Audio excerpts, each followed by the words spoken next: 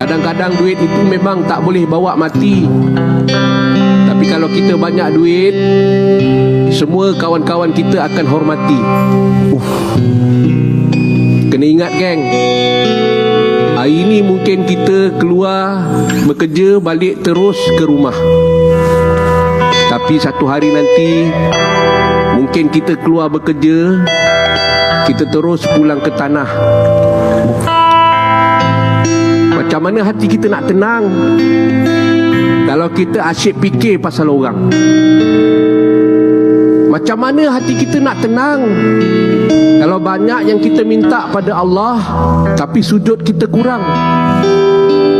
Macam mana hati kita nak tenang sedangkan dunia yang lama ini ibarat air yang menitis di jari, sedangkan akhirat di depan mata, lautan yang luas